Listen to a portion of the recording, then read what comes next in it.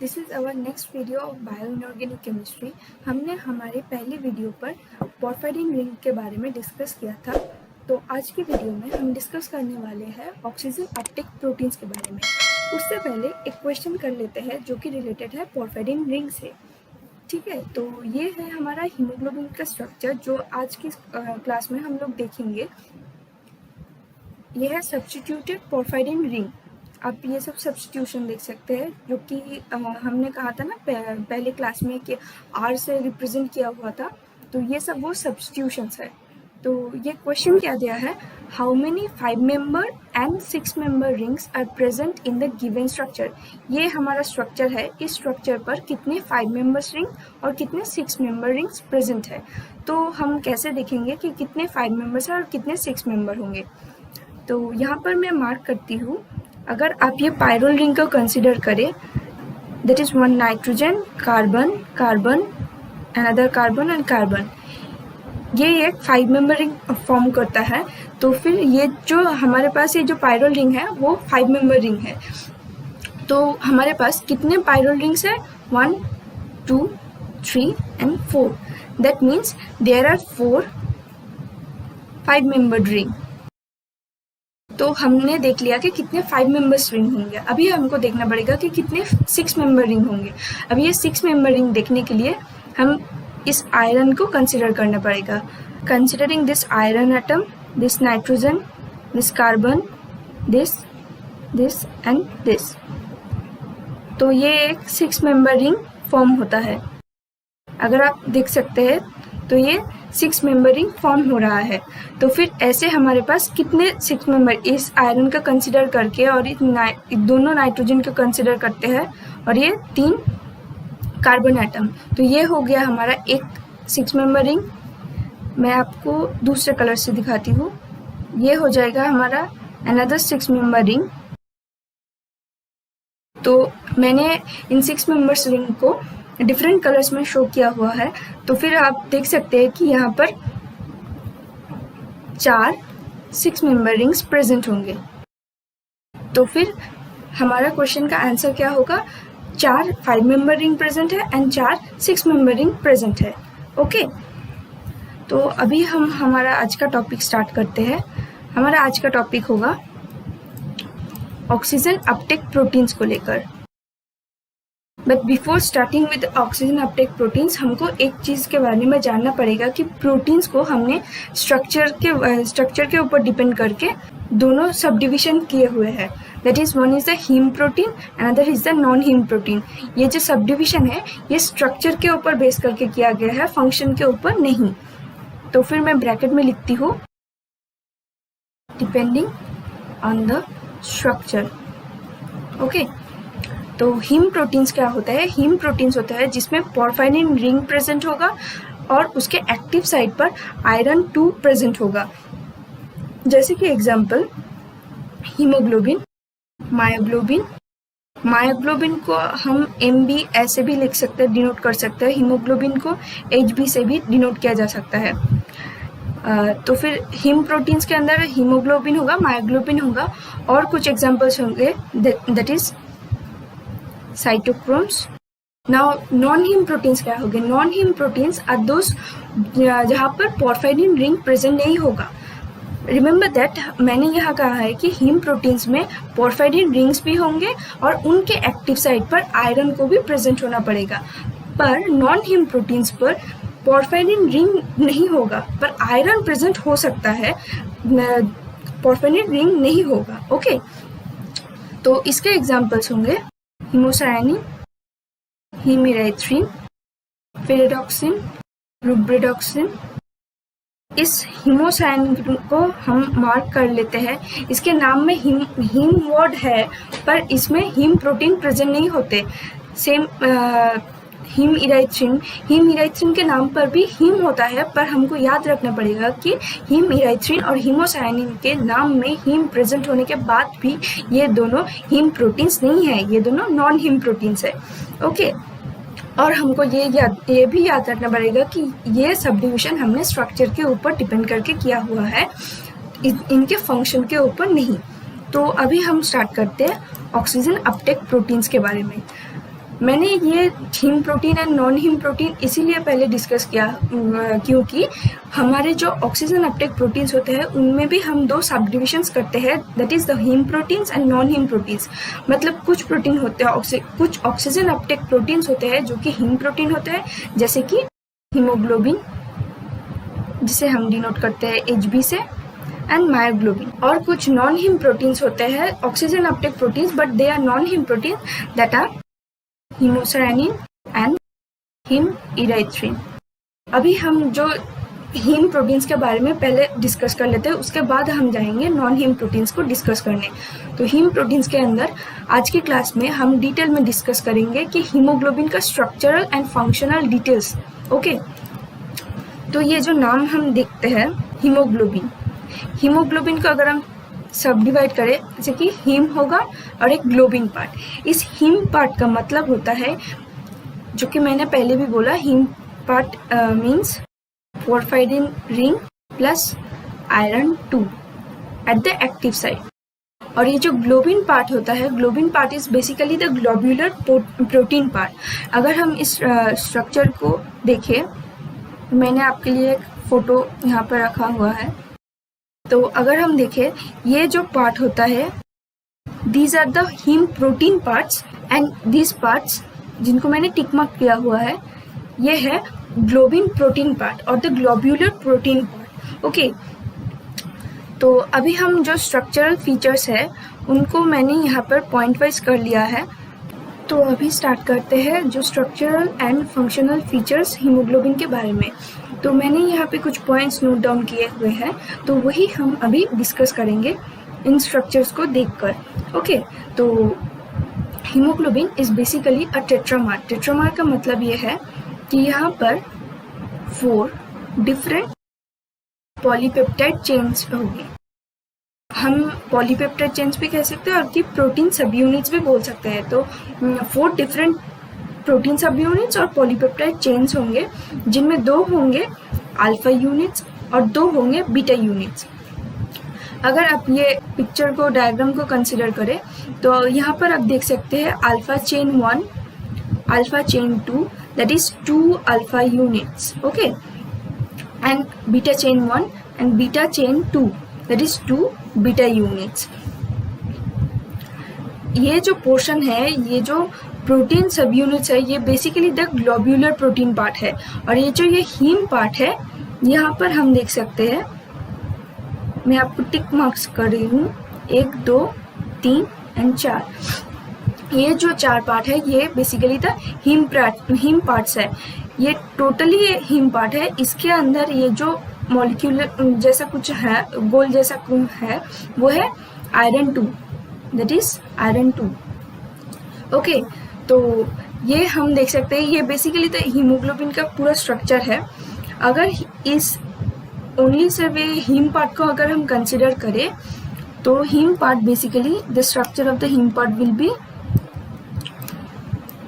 This is the structure of the heme part. Okay, हमारी पिछली video में हमने देखा था, हमने डिस्कस किया था पोरफायरिन रिंग के बारे में, कि वो रिंग जब सिर्फ ये आयरन एटम होता है और ये पोरफायरिन रिंग प्रेजेंट होता है, तब स्ट्रक्चर क्या होता है? तब स्ट्रक्चर होता है स्क्वायर प्लेनर स्ट्रक्चर होता है।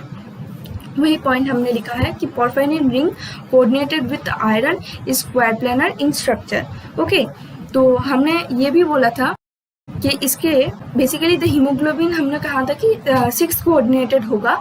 तो हम यहाँ पर देख सकते हैं कि आयरन एटम ऑलरेडी चारों तरफ से कोऑर्डिनेटेड है, दैट इज 4 कोऑर्डिनेटेड है। हमारे पास ये, हम इसको कहते हैं कि 5th कोऑर्डिनेशन साइट, एंड ये होगा हमारा 6th कोऑर्डिनेशन साइट। जो अभी वैकेंट है, यहाँ पर क्या होगा वही हम डिस्कस करेंगे। तो हम देख सकते हैं, हमने यह बोला है कि हमारे इस पॉइंट को अगर हम देखें तो लिखा हुआ है कि 5th कोऑर्डिनेशन साइट पर imidazole nitrogen of histidine residue होगा। दैट इज हमारा ये तो हमारा basically the globin protein part है ना, और ये हो गया हमारा हीम पार्ट। ये हीम पार्ट इस ग्लोबिन प्रोटीन पार्ट के साथ अटैच होता है through this histidine residue. That is यहाँ पर होगा जो नाइट्रोजन होगा, वो हम ऐसे लिख सकते हैं 5th साइड पर ये जो हमने ये कर्व लाइन ड्रॉ किया है, इसका मतलब है कि ये बाकी कंटिन्यू होगा, प्रोटीन चेन यहाँ से कंटिन्यू होगा। ओके, तो हमारा फिफ्थ कोऑर्डिनेशन साइट ऑक्यूपाई हो गया किसके द्वारा? Imidazole nitrogen of histidine residue. तो अभी हमारा स्ट्रक्चर क्या हो जाता है? हमारा सिक्स कोऑर्डिनेशन साइट अभी भी वैकेंट है, लेकिन ये जो 4 है, यह ऑलरेडी हम जानते थे कि स्ट्रक्चर स्क्वायर प्लेनर है। अगर हम आप लोग एक हॉरिजेंटली एक पेपर को कंसीडर करते हैं तो वो पेपर हो जाएगा आपका स्क्वायर प्लेन, यानी कि वो हो जाएगा पोर्फाइरिन रिंग। और उसके नीचे के तरफ, जैसे हमने यहाँ पर ड्रॉ किया हुआ है, उसके नीचे के तरफ अगर हम देखें तो वहाँ पर होगा nitrogen, imidazole nitrogen of the histidine residue. तो अभी हमारा जो स्ट्रक्चर है वो 5 तरफ से कोऑर्डिनेटेड है, अभी भी 6 कोऑर्डिनेशन साइट वेकेंट है, तो ये स्ट्रक्चर हो जाता है स्क्वायर पिरामिडल। तो मैंने आप लोगों को हमारी पहली क्लास में बोला था कि आयरन एटम जो कैविटी होता है, आयरन एटम जब +2 स्टेट में है, यहाँ पर आयरन एटम इज प्रेजेंट रहता +2 स्टेट। +2 स्टेट में जब होता है तो आयरन जो कैविटी यहाँ पर ये चारों नाइट्रोजन के बीच में जो कैविटी है, उस कैविटी में आयरन फिट नहीं होता है, वो आइदर अबव द प्लेन और बिलो द प्लेन प्रेजेंट होता है। अब ये आइदर अबव द प्लेन होगा कि बिलो द प्लेन होगा, किस तरफ ये प्लेन से बाहर रहेगा, पर किस तरफ रहेगा वो हम देख सकते हैं कि फिफ्थ कोऑर्डिनेशन साइट पर nitrogen atom of histidine residue attach है ना, तो जिस तरफ ये फिफ्थ कोऑर्डिनेशन साइट पर जिस तरफ भी नाइट्रोजन होगा हिस्टिडीन रेसिड्यू का, वो उस तरफ थोड़ा सा निकला हुआ होगा। तो अभी अगर हम हमारा ड्रॉ किया हुआ स्ट्रक्चर कंसिडर करें तो आयरन बेसिकली नीचे की तरफ होगा। अगर आप एक पेपर को कंसिडर करते हैं, हॉरिजेंटली आप पेपर को लेते हैं, तो उसके नीचे की तरफ अगर हम फिफ्थ कोऑर्डिनेशन साइट को इमेजिन करते हैं तो हमारा नाइट्रोजन पेपर से नाइट्रोजन नहीं, आयरन पेपर से नीचे की तरफ होगा। ठीक है, तो हमने अभी देख लिया कि अगर हम कंसिडर करें, ये हो जाएगा हमारा एन हिस्टिडीन। ओके, तो हम देख सकते हैं कि इस स्ट्रक्चर को अगर हम ऐसा होगा स्ट्रक्चर, तो बिलो द प्लेन जैसा होगा, बिलो द प्लेन वो दिखेगा ऐसे। ये जो येलो कनेक्शंस होंगे वो पोर्फाइरिन रिंग के हैं, और ये जो ऑरेंज कलर से हमने जो किया है वो है nitrogen coordinated to the iron and lastly the nitrogen of histidine residue. Okay, तो ये हम देख सकते हैं कि ये बिलो द प्लेन एग्जिस्ट करता है, तो इस स्ट्रक्चर को हम कहेंगे स्क्वायर पिरामिडल स्ट्रक्चर होगा। तो हमने देख लिया कि हमारे फिफ्थ कोऑर्डिनेशन साइट पर क्या क्या होगा। तो ये जो हमारा फिफ्थ कोऑर्डिनेशन साइट तक जितना जो एन हिस्टिडीन रेसिड्यू रहेगा, तो ये हमारा oxy haemoglobin and deoxy haemoglobin इन दोनों में ही रहेगा। सिर्फ वो जो सिक्स्थ कोऑर्डिनेशन साइट होता है उसमें चेंज आएगा। तो अभी ये deoxy haemoglobin and oxy haemoglobin क्या है? Deoxy haemoglobin is haemoglobin in absence of oxygen. हम नाम पढ़ के ही बोल सकते हैं कि डीऑक्सी। ओके, तो हम लिखते थे in absence of O2. Okay, and oxyhemoglobin is oxygenated hemoglobin or that is in presence of oxygen. Okay, तो जब हमारा डीऑक्सी हीमोग्लोबिन होगा, डीऑक्सी हीमोग्लोबिन में जो 6 कोऑर्डिनेशन साइट होता है, जो हमने यहाँ पर 6 कोऑर्डिनेशन साइट के बारे में बोला हुआ है कि 6 coordination site in case of deoxy haemoglobin that is oxygen present नहीं होगा, तब आइदर वो साइट वैकेंट हो सकता है और वाटर मॉलिक्यूल के द्वारा कोऑर्डिनेटेड हो सकता है, दैट इज ओके। तो हमने क्या लिखा है? 6 coordination site of deoxy haemoglobin is occupied by oxygen atom of H2O। यहाँ पर आप लिख सकते हैं इज आइदर वैकेंट और occupied by oxygen atom of water molecule. ये दोनों ही हो सकता है। कुछ कुछ बुक्स में लिखा हुआ है कि साइट वैकेंट होगा और कुछ कुछ बुक्स में लिखा हुआ है कि वाटर मॉलिक्यूल के ऑक्सीजन के द्वारा कोऑर्डिनेटेड होगा। ठीक है, तो और जो फिफ्थ कोऑर्डिनेशन साइट है वो इमिडाजोल नाइट्रोजन के साथ होता है, और in case of oxy haemoglobin जो 6 कोऑर्डिनेशन साइट है वो ऑक्यूपाइड होता है ऑक्सीजन मॉलिक्यूल के साथ। ओके, बेसिकली जो आयरन होता है वो बाइंड हो जाता है ऑक्सीजन मॉलिक्यूल के साथ इन ऑक्सी हीमोग्लोबिन।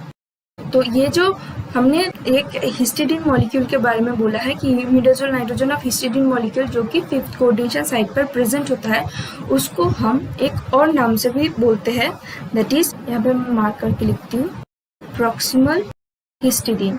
ओके, और हमारे 6th कोऑर्डिनेशन साइट में जब ऑक्सीजन प्रेजेंट होता है और डीऑक्सी हीमोग्लोबिन के टाइम पर भी एक यहाँ पर भी एक imidazole nitrogen of histidine residue present होता है, कोऑर्डिनेट नहीं करता है।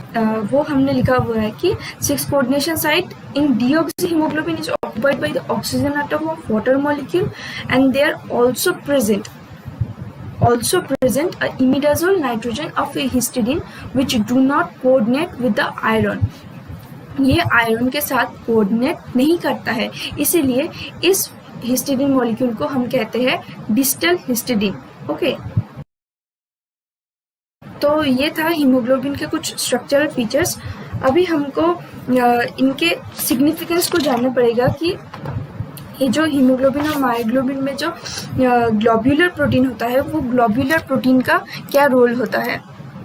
ये जो ग्लोब्यूलर प्रोटीन है, हम जानते हैं कि आयरन जब +2 स्टेट में होता है तभी वो ऑक्सीजन के साथ बाइंड करता है, पर अगर आयरन +2 स्टेट से +3 स्टेट में चला जाता है, दैट इज फेरिक आयन हो जाता है, तब ये आयरन एटम ऑक्सीजन के साथ कोऑर्डिनेट नहीं करता है।